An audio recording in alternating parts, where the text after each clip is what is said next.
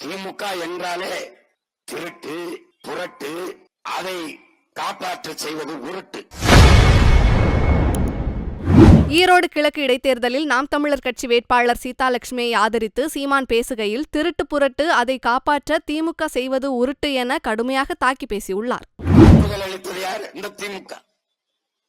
கடைசியாக அதை செயல்படுத்தியது யார்? பாரதிய ஜனதா. மக்கள் எதிர்ப்பு வந்த பிறகு தங்கை அனிதா தீக்குளித்து பற்றி எறிந்த ஒரு புரட்சி தீயில் ஐயோ ஐயோ என்று அலறுகிறது திமுக. கொண்டு வந்தவர்கள் தான். நாங்கள் ஆட்சிக்கு வந்தால் நீட்டை ஒழிப்போம் என்று வாக்குறுதியை தந்துவிட்டு இன்று எங்களால் முடியாது, நாங்கள் இந்தியா கூட்டணி வென்று வந்திருந்தால் நாங்கள் நீட்டுத் தேர்வை ரத்து செய்திருப்போம் என்று சொல்வது, அதை அன்றைக்கே சொல்லியிருக்க வேண்டுமா வேண்டாமா?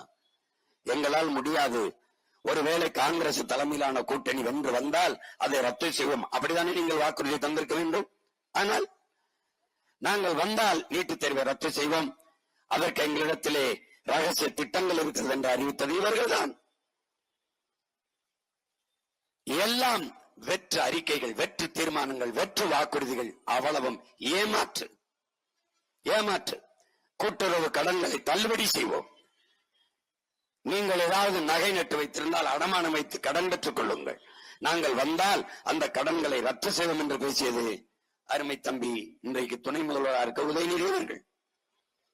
ஆனால் அவர் ஆட்சிக்கு வந்து கூட்டுறவு கடன்களை தள்ளுபடி செய்தார்களா? இல்லை. எல்லாமே வெற்று வாக்குறுதிகள், எல்லாமே மக்களை ஏமாற்றுவதற்கு சொல்லப்படுகிற பசப்பு இனிப்பு வார்த்தைகள், ஒன்றில் கூட உண்மை இல்லை. திமுக என்றாலே திருட்டு, புரட்டு, அதை காப்பாற்ற செய்வது உருட்டு. இதுதான் திரும்ப திரும்ப செய்து கொண்டிருப்பார்கள். இதேதான்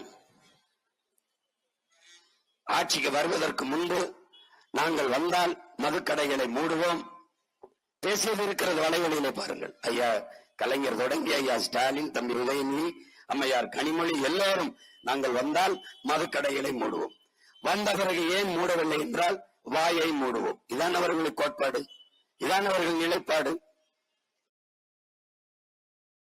செய்திகளை உள்ளது உள்ளபடி தெரிந்து கொள்ள ரெஃப்ளெக்ட் நியூஸை சப்ஸ்கிரைப் பண்ணுங்க.